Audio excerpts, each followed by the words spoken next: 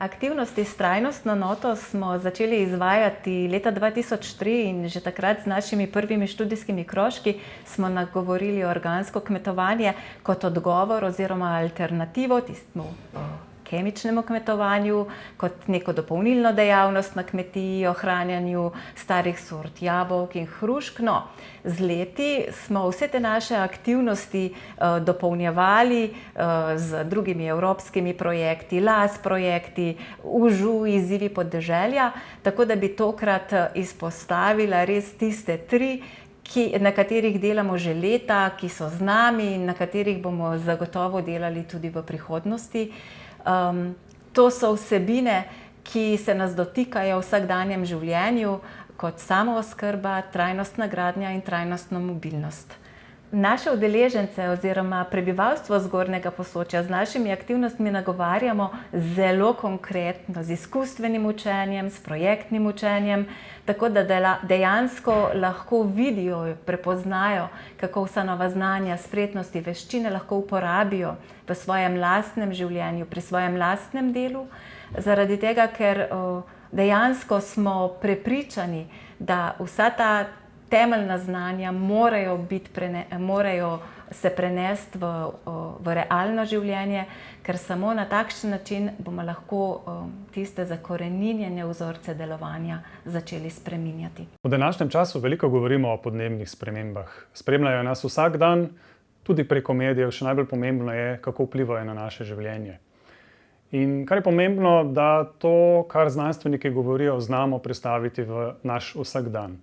Kaj počnemo doma, kje živimo, kako se ogrevamo, kaj pojemo, s kom se srečamo in ali se srečamo v živo, se odpeljemo z avtom. Skratka, gre za čisto vsakodnevne navade, ki potem pomembno vplivajo na to, čemu rečemo naše skupno okolje, naša zemlja. In podnebne spremembe skozi spremembo navad so tisto, kar lahko vsak posameznik naredi, in pri našem delu ciljamo na posameznika. Mi prevajamo znanstveni jezik v jezik vsakega individuuma. In čisto majhne spremembe navad so tisto, kar po eni strani dela življenje lepše, po drugi strani pa s tem v bistvu zmanjšujemo posledice podnebnih sprememb in se prilagajamo nanje. Skratka, majhne spremembe navad za velike spremembe našega planeta. Zakaj smo izbrali prav samooskrbo? Če si že vrtnine, poljščine, sadje in tako naprej pridelujemo sami, potem je dobro, da si pridelujemo na okolju in človeku zdrav način, prijazen način, ne da uporabljamo različna fitofarmacevtska sredstva in tako zastrupljamo sebe in naravo okrog sebe, še posebej, če stvari ne porabimo do konca in končajo nekje v naravi oziroma na smetišču. Druga stvar, naši vrtovi, naše njive, naši sadovnjaki so naši majhni ekosistemi in zato je zelo pomembno, da ohranjamo živo prst, zdrave rastline. Rastline in zemlja so neločljivo povezani. Samo zdrava, živa prst potem nam omogoča, da tam rasejo žive, vitalne rastline. Zakaj v bistvu se ne bi naučili dodatnih znanj, spretnosti, veščin, tehnik pridelovanja na eni strani sadja, vrtnin, poljščin, da si podaljšamo sezono, da vemo, kako shraniti viške za ozimnico, kako pridelati svoja lastna semena, kako vzgojiti zdrave sadike.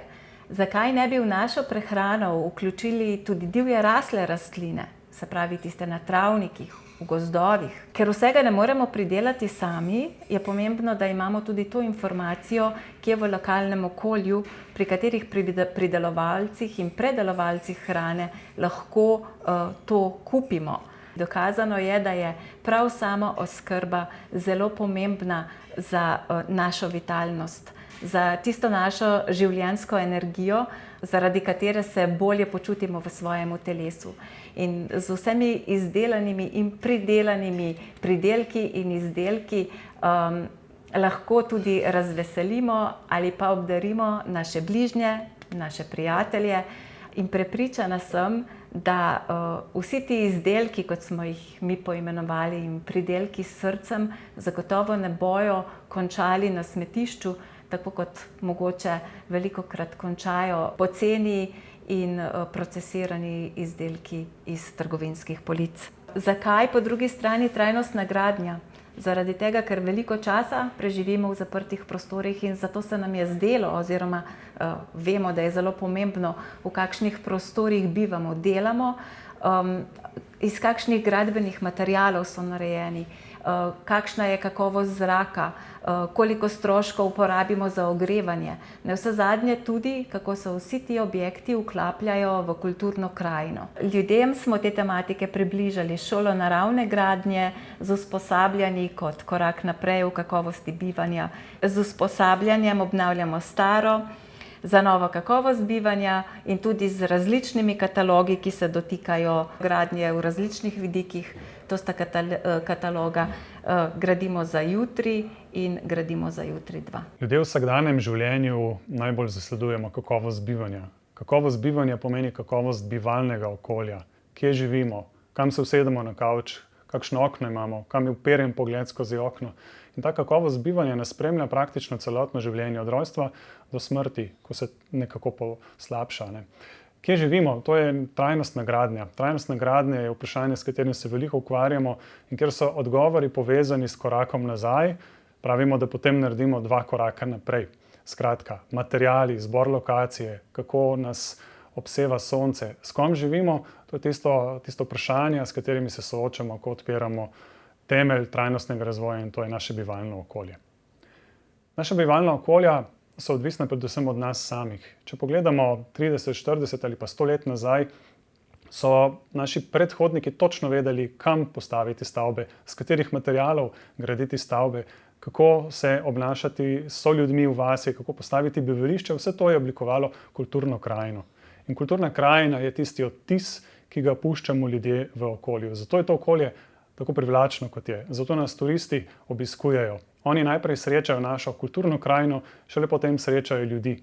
In to je naša znamka, to je naša prihodnost. In zato, ko govorimo o trajnostnem razvoju, govorimo tudi o kakovosti bivanja in o trajnostnem bivalnem okolju. Ko se odločamo o tem, da se bomo nekam odpravili, je prvi del odločitve, da ugotovimo, ali je ta pot sploh potrebna.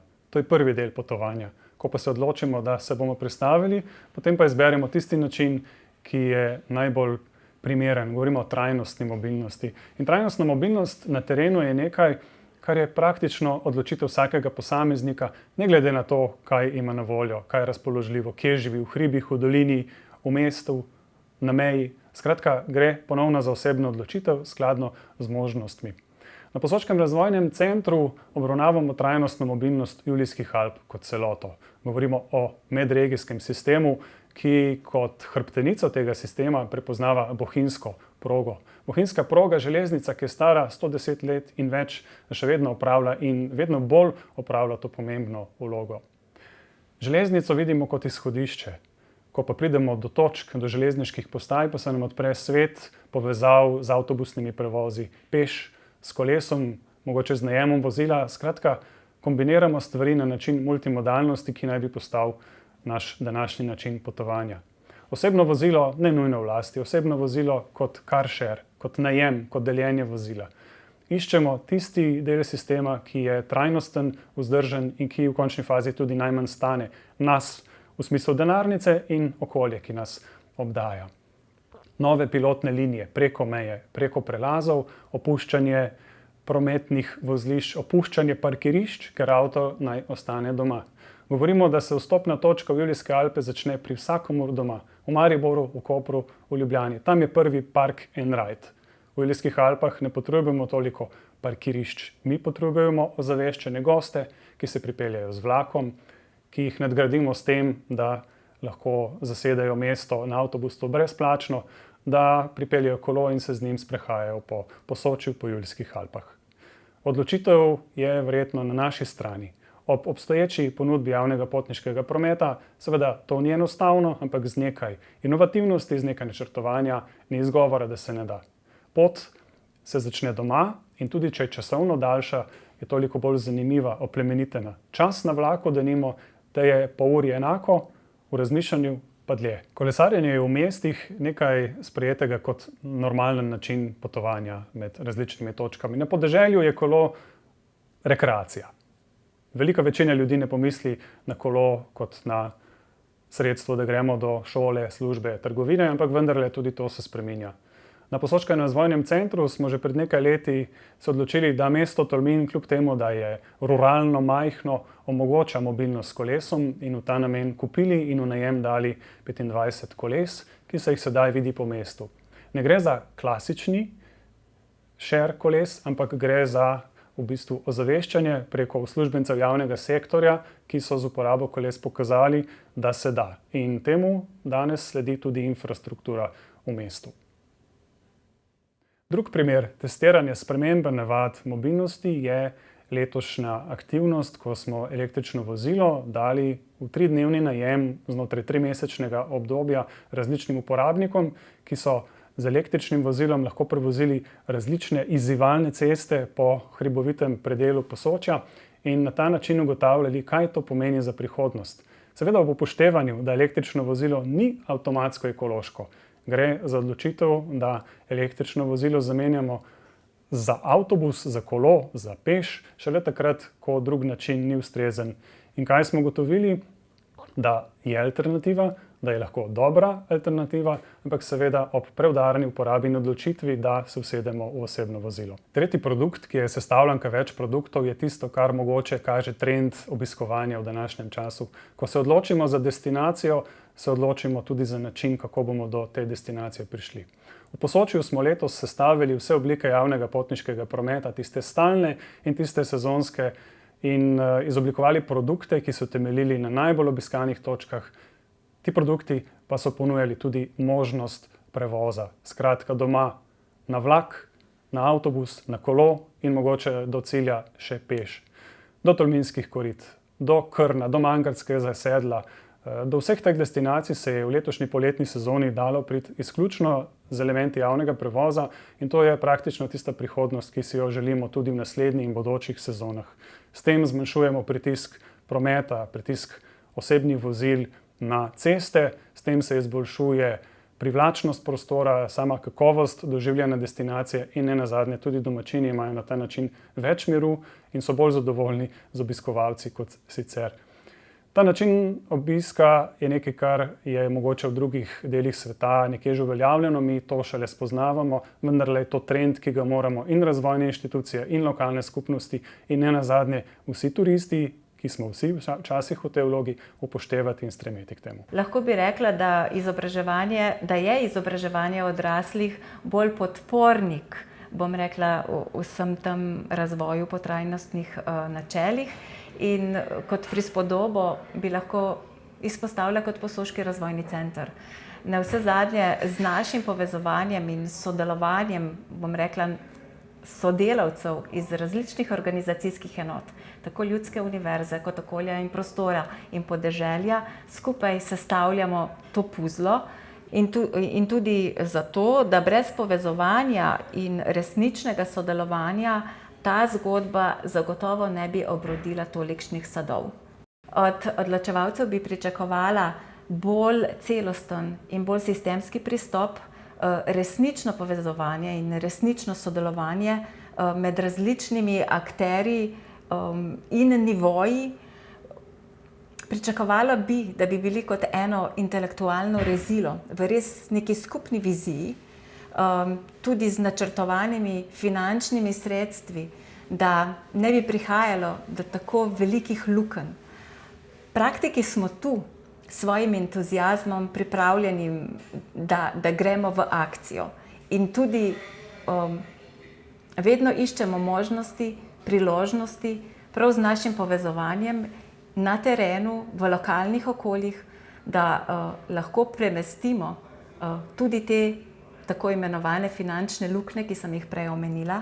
Če hočemo v tej zeleni zgodbi narediti resničen preboj, potem to ne bo moglo sloneti samo na posameznih projektih.